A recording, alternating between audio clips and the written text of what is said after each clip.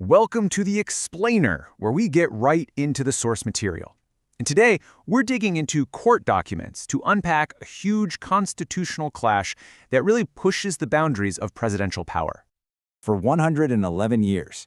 Can you believe it?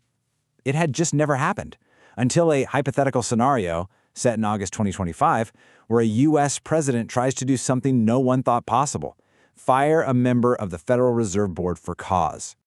And what happens next? A legal and constitutional showdown for the ages. We're going to break down exactly how this all went down and, why it's so important. So, how did this all kick off? Believe it or not, it all started with a single social media post. A post that set off a massive confrontation between the White House and the nation's central bank.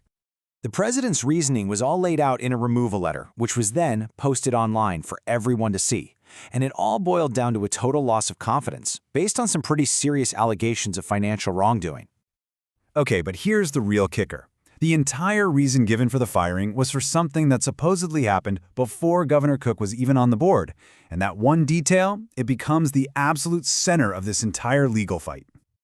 And that leads us right into the heart of the matter, the big legal mystery the court had to solve. Yeah, the whole entire case hangs on just two little words: for cause. But what's crazy is that in more than 100 years, the law itself has never actually said what for cause means. It's just this giant legal question mark. So what do you do? Well, the court basically became a time-traveling detective. They went all the way back to the 1930s, right around when this for-cause rule was written into the law. And what they found in old law dictionaries was pretty clear. For cause doesn't just mean any old reason the president feels like giving. Nope. It has to be directly tied to how that person is doing their job. And this slide just lays it out perfectly. You've got two completely different takes on this. On one side, the government is arguing for huge presidential power, saying for cause can be almost anything, as long as it's not a policy spat. But on the other side, you have the court saying, hold on a second, the law is way more specific than that. So here's the final word from the judge on this point. For cause removal is all about what you do while you're in office. It's not a tool to go digging into someone's past before they were even appointed. Bottom line, the president's reason just didn't cut it, legally speaking. Okay, so you might think that's game over, right? But the court wasn't done, not by a long shot. The judge found a second huge problem with the firing. And this one isn't about why it happened, it's all about how it happened. So the court started looking at something called due process. It's a fundamental right from the Fifth Amendment, and it basically says the government has to play by the rules and be fair, especially before it tries to take something important away from you, like, your job. And according to the Supreme Court, fair means at least three basic things. You have to get notice of what you're accused of, you need to be shown the evidence against you, and, crucially, you have to get a chance to tell your side of the story. It's pretty straightforward stuff. So did Governor Cook get any of that? Nope, not a single one of those protections.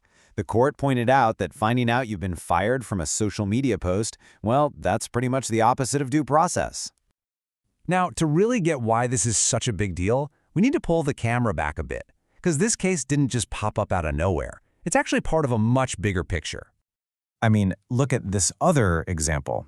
You had legal experts raising all sorts of red flags over a lethal military strike on a boat of what were called civilian drug traffickers. The president justified it using his Article 2 powers, but as this quote from Lawfare shows, a lot of people in the legal world thought it was, well, let's just say, unthinkable. So, when you put it all together on one chart, the Fed firing, the boat strike, even mass firings of federal workers, you start to see a clear pattern, right? It's a picture of an administration really pushing on the traditional legal limits of what a president can do. So the stakes are obviously incredibly high.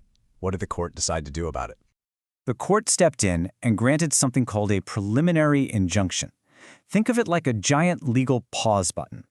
It's an order that immediately blocks the president's action, so the firing is stopped in its tracks, at least for now, while the rest of the case makes its way through the courts. So after all of that, the social media post, the legal battle, this constitutional firestorm, what's the final count? Well, the number of Fed governors ever fired for cause by a U.S. president is still 0, just like it's been for the last 111 years. And this whole ordeal really hammers home why that zero is so important. Why does the Fed have this independence in the first place? The court actually quotes Justice Kavanaugh on this. The whole idea is to insulate our economy from the day-to-day chaos of politics. It's about stability. So the crucial takeaway here, the why this matters to you part, is that this was never really just about one governor's job. It's a classic textbook example of our system of checks and balances in action. It's the court stepping in to say, hey, there are limits, and reinforcing that fundamental idea that everyone has to operate within the rules set by the law, even the president. And it leaves us with this huge question, doesn't it? Where exactly is the line for presidential power? And maybe more importantly, who gets to draw it? The answer to that is being hammered out right now, in courtrooms and in the news, and it's shaping the future of American government as we speak.